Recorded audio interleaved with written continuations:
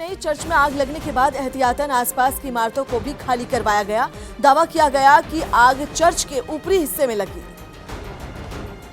जो वक्त बीतने के साथ ही तेजी से नीचे की तरफ बढ़ने लगी और फिर आग ने चर्च के एक बड़े हिस्से को अपनी चपेट में ले लिया। फ्रांस के राष्ट्रपति इमैनुअल मैक्रोन ने इस घटना पर दुख जताते हुए दावा किया कि आग बुझाने में कई घंटे और लग सकते हैं। आग बुझाने के लिए बड़े स्तर पर ऑपरेशन जारी है। नोत्रदाम कैथीड्रल चर्च पेरिस की धरोहर है और चर्च दुनिया की सबसे पुरानी कैथीड्रल में से एक है। 850 साल से ज्यादा पुराने इस कैथीड्रल चर्च को 1163 में बनाया गया था और हर साल इसे देखने के लिए 1 करोड़ 20 लाख लोग पहुंचते हैं। वहीं इमारत की नक्काशी और कलाकारी लोगों को हैरान कर देती है। 13वीं सदी में बने इस कैथीड्रल को यूनेस्को ने वर्ल्ड हेरिटेज घोषित किया है। जम्मू कश्मीर के अनंतनाग से चुनाव लड़ रही महबूबा मुफ्ती के काफिले पर हुए पथराव में एक जवान घायल हो गया। यह हमला उस वक्त हुआ जब वो एक दरगाह पर चादर चढ़ाने के बाद वहां से निकल रही थी।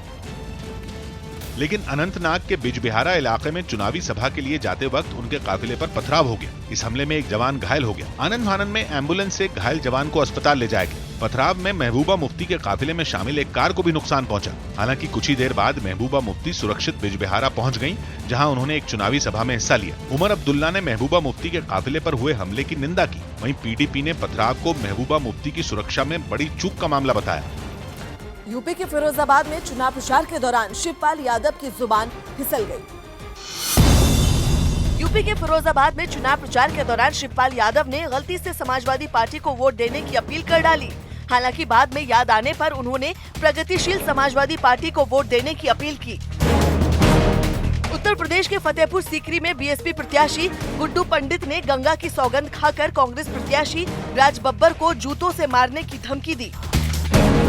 झारखंड के गिरिडीह में सुरक्षा बल ने 3 नक्सलियों को मुठभेड़ में मार गिराया। हालांकि इस दौरान सुरक्षा बल का एक जवान भी शहीद हो गया।